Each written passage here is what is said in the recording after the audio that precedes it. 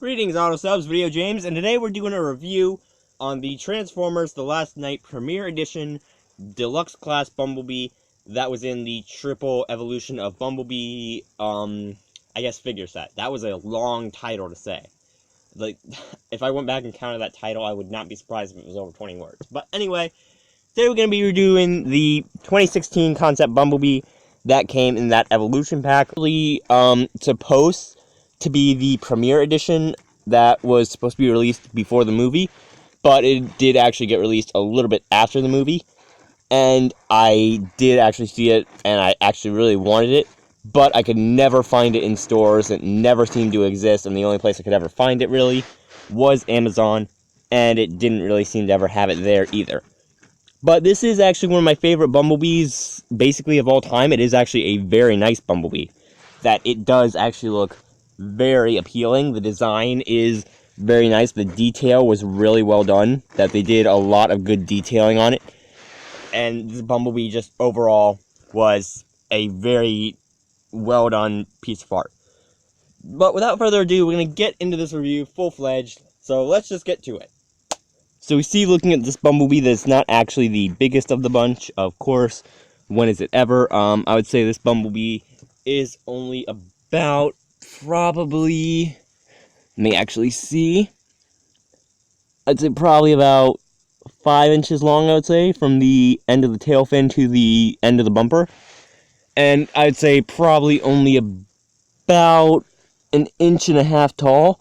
That Bumblebee hasn't really ever been the biggest figure, and it is kind of a little bit of shorty. But we see at the front, we got that amazing detail on the front, that we have all these little kind of curvatures and sculptings in here, and we got all these little kind of hidey holes that kind of look like a real Camaro, because as the Camaro got on, it kind of got more beastly in its design, that it got more, kind of, I want to say ghoulish, but that doesn't really sound like a word, so kind of more animalistic, that it got a lot more almost animal-like features, that the front kind of got a lot more sharp and a lot more, I don't really know the right word. I had a word in my head, and I was trying to remember it, but I couldn't. And then we see we got the little gold Chevrolet symbol right there. We have the 2 blue headlights, which I actually really like. I like that, kind of silver-ish blue that they used. And then we see on the top of the hood, we have that little kind of hood vent system that we see. I like how the hood's actually painted that shade of black, but not all the way to where there's still some yellow on the top, unlike with the Transformers Age of Extinction letdown, or Transformers The Last Knight letdown Bumblebee. And then we see on the side that we got a decent amount of detailing, and we see back here that we have this piece which doesn't exactly cave in all the way, that we see it's supposed to peg in up there, but we got kind of that little bit of poking out-ish thing that we got right here.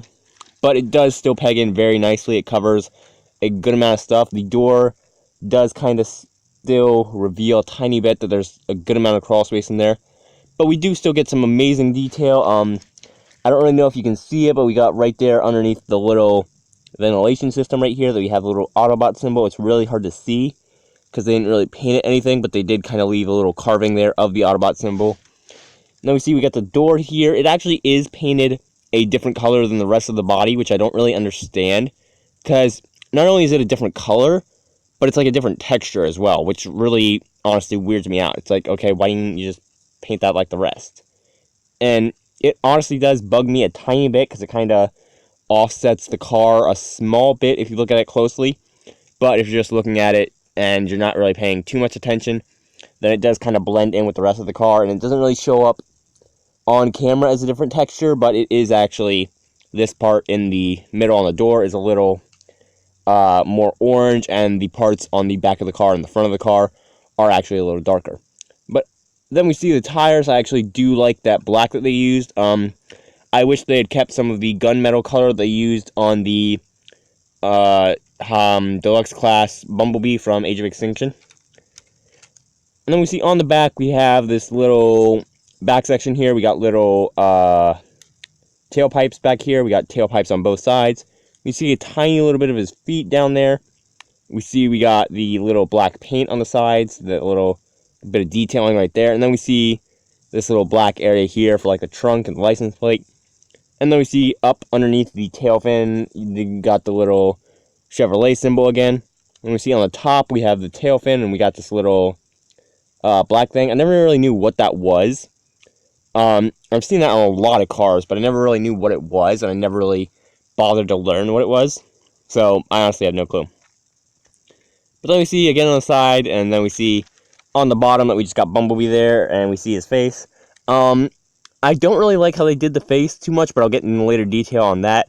You can actually turn it around if you want to when you're transforming him into a vehicle mode. I just kind of left it there because I didn't really feel like leaving it. Didn't really feel like changing it back into the backwards position. And then we see up here on the bottom of the bumper, we got a little production numbers up here and on the left and right side.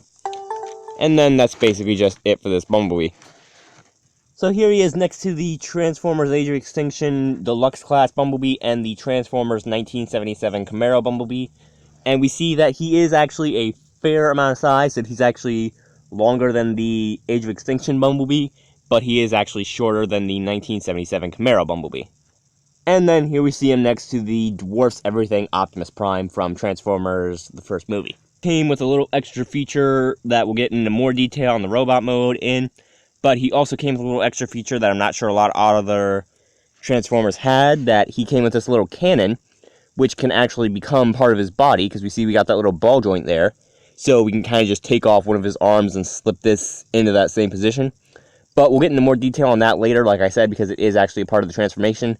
So without further ado, let's just get into the transformation right now. Forming this Bumblebee is you want to kind of take these tires, and you want to kind of flip them out like that, so that they're basically not horizontal, but perpendicular to the vehicle mode. And you want to do that on both sides, so we just do the same thing over there.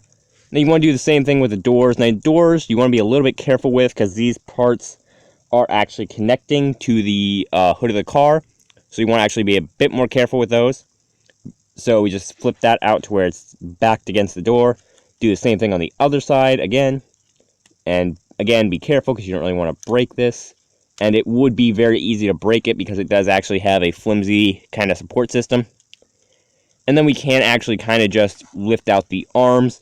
The arms we kind of just take out of these little pegs in here that you see in the midsection. He's got these little silver pegs. So we kind of just slip those out and flip them up slightly. And do the same with the other one. And just kind of flip that up and out slightly. Then what we want to do is we want to kind of turn the arms to where they're basically facing like this.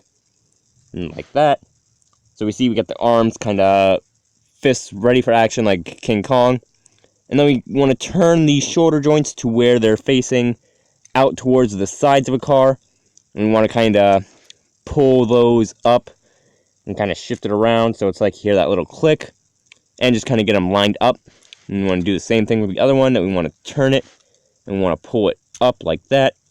And just get it locked into place. I say locked, but it kind of really just puts itself there in place.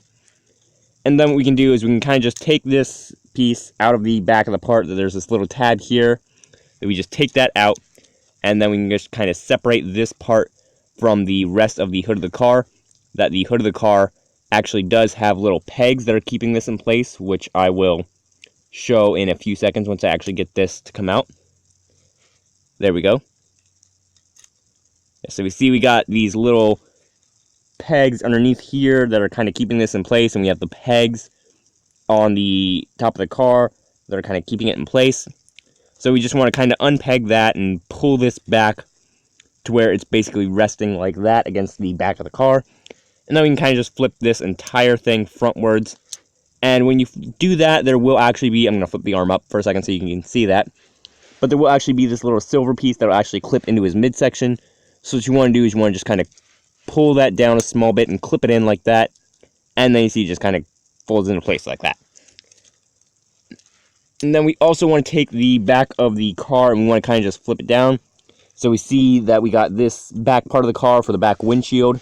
We kind of just flip that in. And then we also take the top hood of the car and we flip that in as well. And then we just got that kind of folded up into that little bit of back package right there. Now you are going to want to pull the legs apart like so, and actually just kind of get those pulled apart.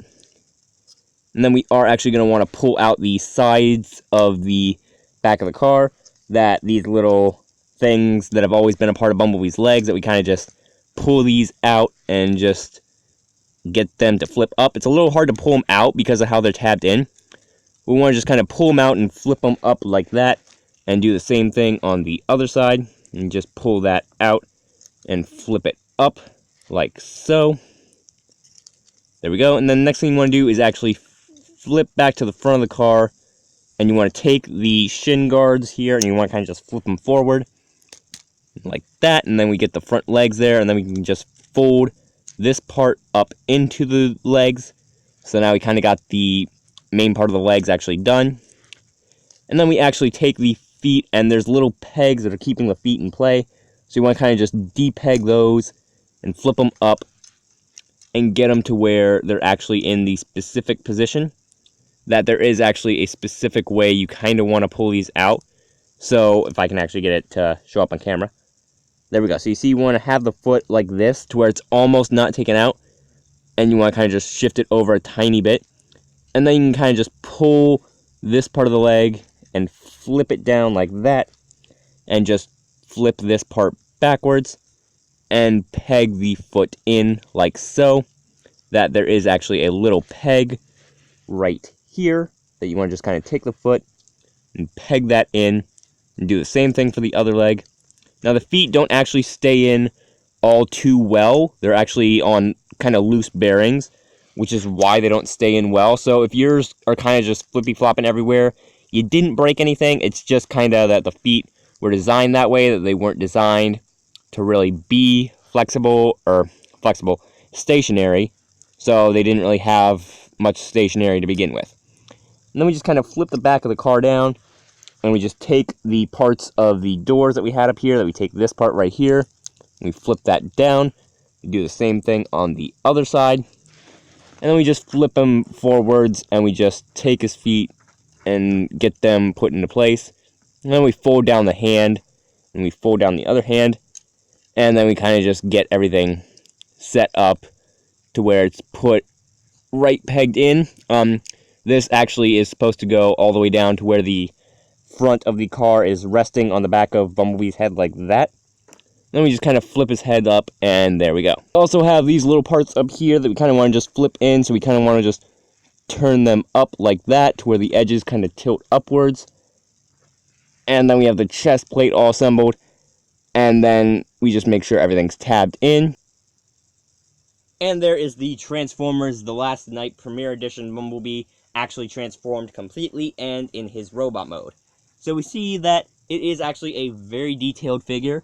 It does actually stand at about 5.5 inches, maybe 5 1/3, nearly, I would say, I guess. So it is actually a very reasonably sized figure. I do actually really like the detail on this figure. Again, they brought a lot of detail into this Bumblebee, which we will actually get into later. That it is one of the Bumblebees that has probably the most detail, I would say, without being the most complicated. So we're just going to kind of get into this. Looking at this Bumblebee, we can see it's a lot more detailed. That among the figures that I've seen over my time as a Bumblebee figure collector, we've actually seen a lot less detail on a lot more of the figures. But this one is actually very detailed. You can see up in here we have the little kind of fenders. Well, you can't really see because of shadow. But you can see we have the little fenders up there. We have that little hubcap or whatever, or gas cap that's always there. We can kind of see that there's a license plate there, but we don't really have any print on it, which is kind of disappointing because the original Bumblebee figure, well, not the original, because the original will be the 1977, but the 2007, I believe, Concept Camaro was when Transformers came out. Actually did have paint on this license plate as well as the one on the back. But that one did have a lot more of the minor details, but this one has a lot of other details as well. And we see on the shins, we actually have everything folded away nicely. I like how they actually kind of made Bumblebee's legs a little bit thinner and thicker at the same time. That a lot of times when they tried to give Bumblebee like those kind of caps on his legs and around his thighs, that they didn't really give him the right size, that they either became too bulky or too skinny. That, as we saw with the 1967 Camaro, that the legs were really skinny as opposed to this one. And when we look at the 1977, the legs are actually much thicker. But we see we got a nice little bit of detailing on the legs here. That we got this little thing over the knees with the little suspension joints. I do actually like the silver paint that they use for this, as well as basically everywhere else on the body. That a lot of the places on the body actually have this silver paint, like on the upper arms and the shoulders. You can kind of see the silver paint up here. You see they used it on the face as well, and I actually really like that. There are a few areas where I wish they would have used the silver paint, like the hands, that places where they already had the silver paint and kind of stopped using it do seem kind of odd without the silver paint on the rest of the figure. That if they would have put silver on the hands, it kind of would have looked more nice, I should say, because the way it looks now, it kind of looks almost unfinished, I would say. That the hands actually don't look really like they're painted completely, like they still have an extra coat of paint to go on them, but they still do look nice with the silver on the arms. The silver does look actually nice. I like the yellow that they used, that the yellow on this Bumblebee actually does look very nice. It does look very decent. I like the feet, that they actually did a very good job of getting the feet detailed. That probably next to the Transformers Dark of the Moon Nitro Bumblebee, they are actually probably some of the most detailed and accurate feet of a Bumblebee that I've ever really seen on one of the figures. That when you look at them side-by-side comparison, that the front of the feet are almost exactly similar. And then we see on the sides of the feet that this Bumblebee actually does have a lot more detail, but this Bumblebee also does carry over some of the similar features. That we have this kind of jutting out front kind of thing in the feet, and we got this little back area that we got this kind of heel. And this Bumblebee does actually have a lot more detail as to the side of the feet. That we got a bunch more gears and kind of grooves in it that kind of show all the mechanized little parts.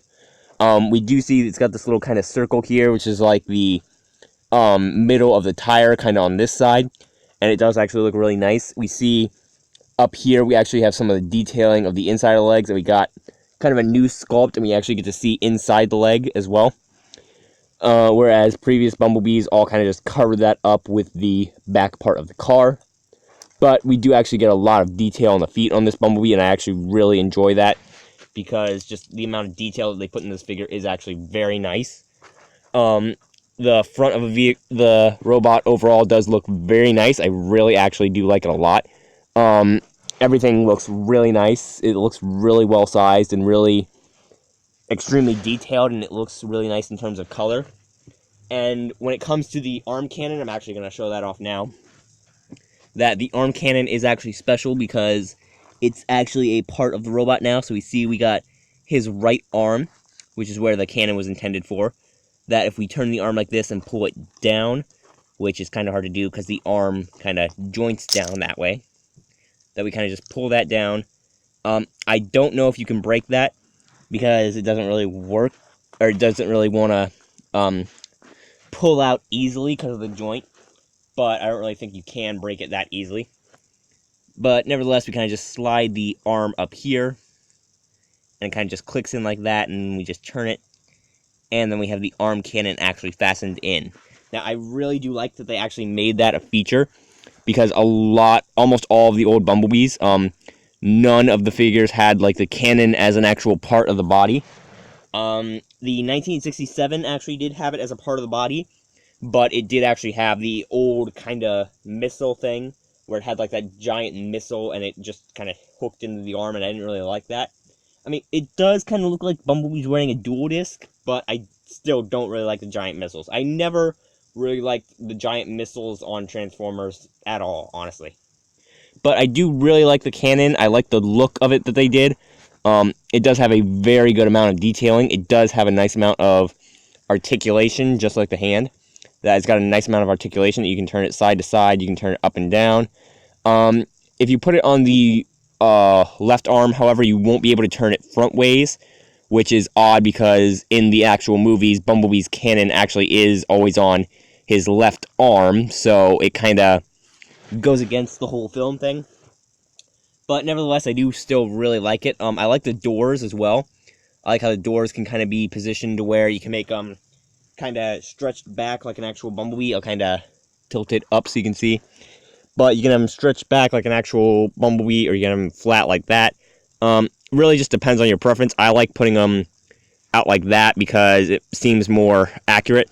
I do like how they finally incorporated the little wing things on his back that for a long time we've never really seen the wing things on Bumblebee, but we have seen them in the movies. Even though they are backwards, I actually do like them a lot. I like that they're actually there. You can't turn them around, actually, which is kind of sad. I kind of wish you could turn them around. Because, they are backwards, so it'd be nice if you could kind of turn them around and just kind of jigger them to where they were in the right positions. But either way, I do still really like it. The detailing on the sides is really nice. No. I do really like the detailing, especially on the side of the cannon, that it looks really close to the actual arm. That in comparison, the arm doesn't really actually look that much different from the cannon. It does have this little peg outside here, but that's not really anything important. We don't have the silver paint on the cannon, actually, which, again, I kind of wish they did, because the yellow, while the yellow is correct, I kind of wish they'd use the silver paint, because the top of that arm is actually using the silver paint, so it would have honestly just been more accurate if they had done that. But then looking at the back, we see we have a tiny bit of back package going on, but it's kind of made up for by the legs, that the legs kind of block out the back package, and they kind of don't really let it be seen from the front. We see we got a little CE thing symbol on this side of the hood. We can see the wingtips in more detail. We see we get more detail up here, that we got these little circular things, like these little axes. And we see inside the car, we got a lot of, or inside the doors, we have a lot of detail too, that we got these little grooves down here on the inside, that we got this little glove compartment right here. And I actually really like that they went to that much detail. That actually looks really nice. And then we see the back of Bumblebee's head is actually nice and painted over. I do like that kind of glossy yellow paint that they used. Again, I wish they continued it to the front of the face as well, but, you know, they couldn't really, probably because of marketing reasons. But I kind of wish they'd done that, because then the head would look, honestly, all the more better. I do also kind of wish that they hadn't made his eyes so beady, that when you look at his eyes, I'll actually try and get it into a better light, but when you look at his eyes, you can see, like, they look really beady. There's no, like, sculpting or anything. It's just the blue paint and the little details in it. But they're just really beady, and they honestly creep me out, and I don't really like it. I like how on the gunmetal Bumblebee, they had actually painted the eyes to be like that kind of silverish blue, which actually makes it look less creepy without the detail. And the gunmetal paint also helps with that. But with this Bumblebee in the silver color, the blue, the light blue, really kind of contrasts it, and it kind of just sets it off from the rest of the figure. But overall, I really do like it. It is a very nice figure. It is very detailed. It is very reasonably sized. The transformation isn't that hard. Everything kind of snaps into place fairly easily. Again, I wish there had been a bit more of the color continuation, like on the arms and the back of the head again. I'm glad they didn't, like, make the eyes light piping and then make the back of the head painted over, because that always annoys me when they do that. It's the 1967 Camaro Bumblebee and the 1977 Camaro Bumblebee.